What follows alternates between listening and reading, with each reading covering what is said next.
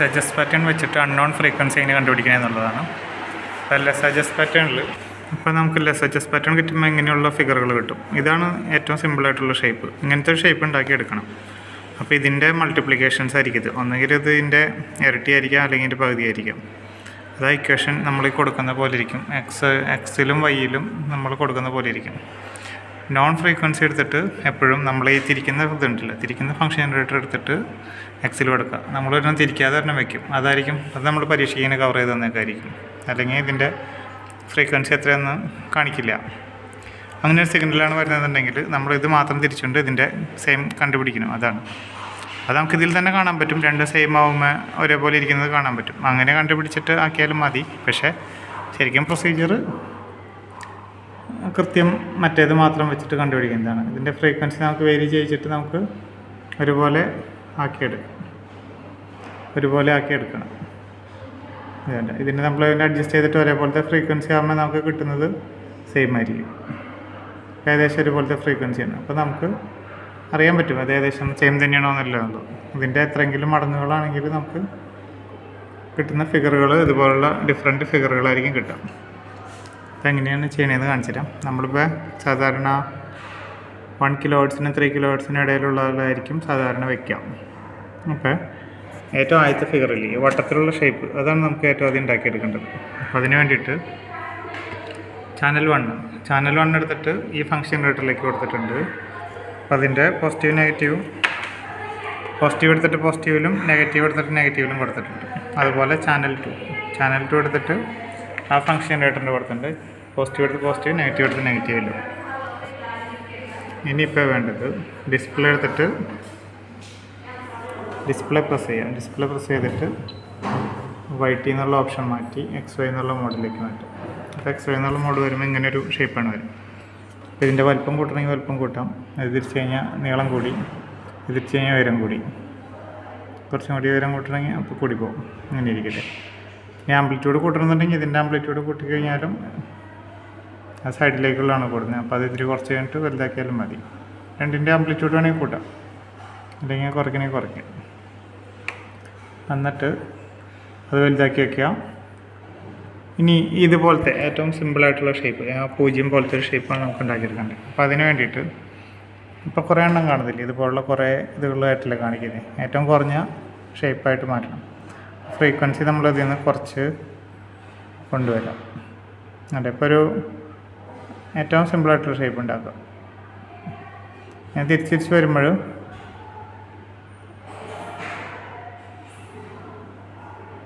വേണ്ട, ഇപ്പോൾ ഒരു വട്ടം മാത്രമായിട്ട് വന്നുകൊണ്ടില്ലേ, ഇങ്ങനൊരു വട്ടം കിട്ടി. ഇതാണ് നമുക്ക് വേണ്ട ഷേപ്പ്. ഈ ഒരു ഷേപ്പ് കിട്ടിക്കഴിഞ്ഞാൽ ഈ മുകളിലത്തെ പിന്നെയുള്ള ഈ ഷേപ്പുകളെല്ലാം ഉണ്ടാക്കിയെടുക്കാൻ ഭയങ്കര എളുപ്പമാണ്. അപ്പോൾ ഇത് നമുക്കപ്പോൾ സ്റ്റോപ്പ് ചെയ്ത് വയ്ക്കാം. സ്റ്റോപ്പ് ചെയ്ത് വെച്ച് കഴിഞ്ഞാൽ ഇവിടെ റണ്ണ് സ്റ്റോപ്പ് എന്നുള്ളൊരിതില്ലേ, സ്റ്റോപ്പ് ചെയ്ത് വെച്ച് കഴിഞ്ഞാൽ നമുക്ക് ഇങ്ങനെ ഒരു വട്ടത്തിലുള്ള സാധനം കിട്ടി. അതാണിത്. ഇപ്പോൾ vertical by horizontal by vertical into known frequency, അങ്ങനെയാണ് നമ്മളിപ്പോൾ ചെയ്യുന്നത്. അപ്പോൾ ഇക്വേഷൻ ഇതാണ് ഹൊറിസോണ്ടൽ. അപ്പോൾ horizontal by vertical into known ചെയ്ത് കഴിഞ്ഞാൽ അൺനോൺ കിട്ടും. Unknown equal to horizontal tangent by vertical tangent known. ഇങ്ങനെയുള്ള ഫിഗറിൽ ഇത് ഹൊറിസോണ്ടലായിട്ട് വരയ്ക്കുമ്പോൾ രണ്ട് സ്ഥലത്ത് 2 ഹൊറിസോണ്ടൽ ടാൻജൻറ്റും 1 വെർട്ടിക്കൽ ടാൻജൻറ്റുമാണ് ഉള്ളത്. പക്ഷേ ഇങ്ങനെയുള്ള കേസിൽ 1, 2, 3 എണ്ണം മുട്ടും ഇങ്ങനെ വരയ്ക്കുന്ന സമയത്ത്. അപ്പോൾ 3 ഹൊറിസോണ്ടൽ ടാൻജൻറ്റും 1 വെർട്ടിക്കൽ ടാൻജൻറ്റുമാണ് ഉള്ളത്. ഇതിലാണെങ്കിൽ 2 വെർട്ടിക്കൽ ടാൻജൻറ്റും 1 ഹൊറിസോണ്ടൽ ടാൻജൻറ്റുമാണ് ഉള്ളത്. ഇതിലാണെങ്കിൽ 3 വെർട്ടിക്കൽ ടാൻജൻറ്റും 1 ഹൊറിസോണ്ടൽ ടാൻജൻറ്റുമാണ് ഉള്ളത്. അപ്പോൾ ഈ റേഷ്യോസ് വെച്ചിട്ട് നമുക്ക് ഇത് കണ്ടുപിടിക്കാം. അപ്പോൾ നോണും ഇങ്ങനെ നമുക്ക് കണ്ടുപിടിക്കാം. പിന്നെ ഇത് കിട്ടി. നമ്മളിപ്പോൾ ഈ റൺ ചെയ്ത് കഴിഞ്ഞപ്പോൾ ഇത് കിട്ടിയപ്പോഴല്ലോ 1.19 കൊടുത്തപ്പോൾ 1.20 കൊടുത്തപ്പോഴാണ് നമുക്ക് ഇത് കിട്ടിയത്. അതായത് 2 ഫ്രീക്വൻസിയും ഈക്വൽ ആയത്. ഇത് കൊടുത്തത് നമുക്ക് കിട്ടിയത് 1.20 kHz-ലാണല്ലോ കിട്ടിയത്. ഇതിൻ്റെ മൾട്ടിപ്ലിക്കേഷൻസ് ആയിരിക്കും ഇത്. ഇതൊന്നുകിൽ 2 times ആയിരിക്കും, അല്ലെങ്കിൽ പകുതി ആയിരിക്കാം. അപ്പോൾ അത് നോക്കാം ഏതാണ് വരുന്നതെന്നുള്ളത്. ഇതിൻ്റെ ഇക്വേഷൻ വെച്ചിട്ടാണ് നോക്കാനായിട്ട് അറിയാവുന്നത്. ഇപ്പോൾ 1.2 ഹൊറിസോണ്ടലാണെങ്കിൽ 2 അല്ലേ, 2/1 × 1.2 2.4. ഓക്കെ, അതിപ്പോൾ ചെക്ക് ചെയ്ത് നോക്കാം. ഇനിയിപ്പോൾ അതിൻ്റെ അപ്പം റൺ മാറ്റിയിട്ട് ഇതിൻ്റെ പകുതിയാക്കി നോക്കാം. ഈ 1.2 ഉള്ളത് നമുക്ക് കിട്ടിയത്. 1.2ൻ്റെ പകുതി എത്രയാണ്? 0.6 ആണ്. അപ്പോൾ 0.6 ആക്കി നോക്കുമ്പോൾ ഏത് ഷേപ്പാണ് കിട്ടണമെന്ന് നോക്കാം. 0.6 കിലോ ഹെർട്സ് ആക്കി നോക്കുന്നു. അപ്പോൾ നോക്കണം അപ്പോൾ വേണ്ട, ഈ ഒരു 8 പോലുള്ള ഷേപ്പ് വന്നത് 0.6 കിലോ ഹെർട്സിലാണ് ഏകദേശം. കണ്ട, ഈ 8 എന്നുള്ള ഷേപ്പ് വന്നത് ഇങ്ങനെയാണ്, ഹോറിസോണ്ടലായിട്ടുള്ളത്. സ്റ്റോപ്പ്.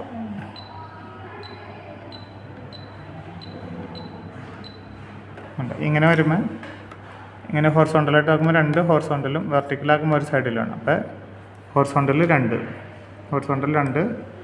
2 ഡിവൈഡഡ് ബൈ വെർട്ടിക്കൽ എത്രയാണ് കിട്ടിയത്? വെർട്ടിക്കലാണെങ്കിൽ 1 ഇൻറ്റു നമുക്കിവിടെ കിട്ടിയിരിക്കുന്നത് എത്രയാണ്? 0.6 കിലോ എന്ന് ചെയ്യാം 1.2 കിലോ ഹെർട്സ്.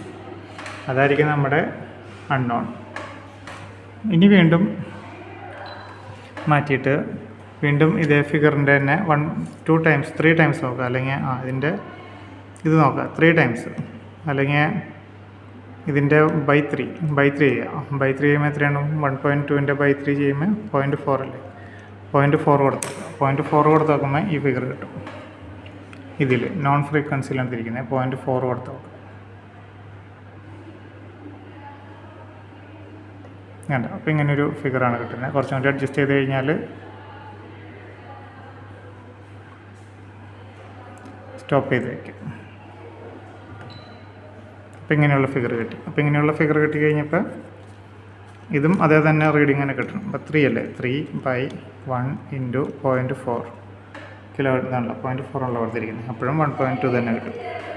ഇത് കിട്ടണമെങ്കിൽ നേരത്തെ ചെയ്ത പോലെ തന്നെ ഇത് ഡിവൈഡഡ് ബൈ 2 ആണ്, ഇത് ഡിവൈഡഡ് ബൈ 3 ആയിരുന്നു. അപ്പോൾ ഇതെന്തായിരിക്കും? ഇൻറ്റു 2 ആയിരിക്കും. ഇതെന്തായിരിക്കും? ഇൻറ്റു 3 ആയിരിക്കും. ആദ്യം കിട്ടിയതിനേക്കാളും ഇതിനെ കിട്ടിയതിനേക്കാളും ഇൻറ്റു 2.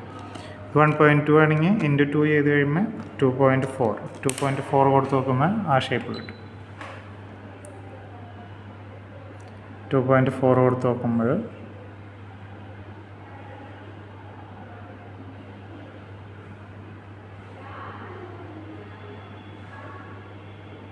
അല്ല, 2.4 കൊടുത്ത് കഴിയുമ്പോൾ 8 എന്നുള്ള ഷേപ്പാണ് കിട്ടുന്നത്.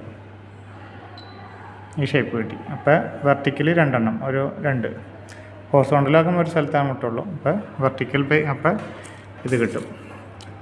ഇതിൻ്റെ ആണെങ്കിൽ ഹോറിസോണ്ടൽ 1ഉം വെർട്ടിക്കൽ 2ഉം ഇൻറ്റു 2.41 ഈക്വൽ ടു, അപ്പോൾ നമുക്ക് ഇത് തന്നെ കിട്ടും. 1.2 തന്നെ കിട്ടും. കാൽക്കുലേറ്റ് ചെയ്ത് തരും 1.2 കിലോ ഹെർട്സ്. ഇങ്ങനെയാണ് ഇത് കണ്ടുപിടിക്കുന്നത്, ഇല്ല സജസ്റ്റ് പാറ്റേൺ വെച്ച് കണ്ടുപിടിക്കുന്നത്. ഇത് തന്നെ നമുക്ക് മറ്റേ ഇതിലേക്ക് മാറ്റിക്കഴിഞ്ഞാൽ XY എന്നുള്ള മോഡലിലേക്ക് മാറ്റിയാലും കാണാം. ഒരു വേവ് വലിപ്പം കുറയ്ക്കാം.